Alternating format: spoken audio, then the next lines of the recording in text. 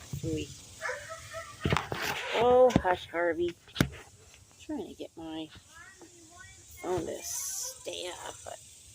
Huh? Do you want to set the mailbox? I'll do it here in a little bit. Okay, so... I'll check the mailbox.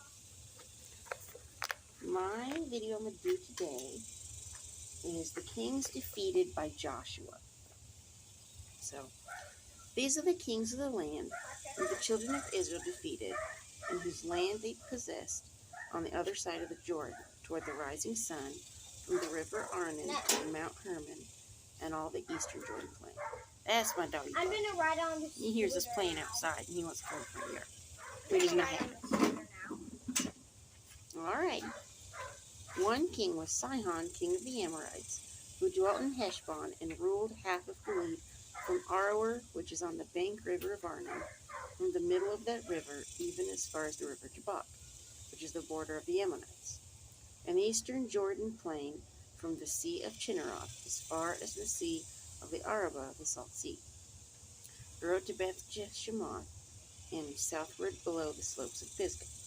The other king was Og, king of Bashan, and his territory was the remnant of the giants who dwelt at Ashtaroth and at Edrei, and reigned over Mount Hermon, over Salca, over all Bashan, as far as the border of the Geshurites and the Maccathites, and over half of Gilead to border of Sihon, king of Heshbon. These Moses the servant of the Lord and the children of Israel had conquered, and Moses the servant of the Lord had given it as a possession to the Reubenites, the Gadites, and a half-tribe of Manasseh. These are the kings of the country which Joshua and the children of Israel conquered on this side of the Jordan, on the west, from Baal-Gad in the valley of Lebanon, as far as Mount Halak and the ascent to Seir, which Joshua gave to the tribes of Israel as a possession according to their divisions. In the mountain country, in the lowlands, in the Jordan plain, in the slopes, in the wilderness, and in the south, the Hittites, the Amorites, the Canaanites, the Perizzites, the Hivites, and the Jebusites. The king of Jericho, 1. The king of Ai, which is beside Bethel, 1. The king of Jerusalem, 1. The king of Hebron, 1. The king of Jarmuth, 1. The king of Lachish, 1. The king of Eglon, 1. The king of Gezer, 1. The king of Debir, 1. The king of Geder, 1. The king of Hormah, 1. The king of Arad, 1. The king of Libnah, 1. The king of Adullam, 1. The king of Makkedah, 1. The king of Bethel, 1. The king of Tappuah, 1. The king of Hepher, 1. The king of Aphek, 1. The king of Lebanon, 1. Do it again. Oh, that's cool.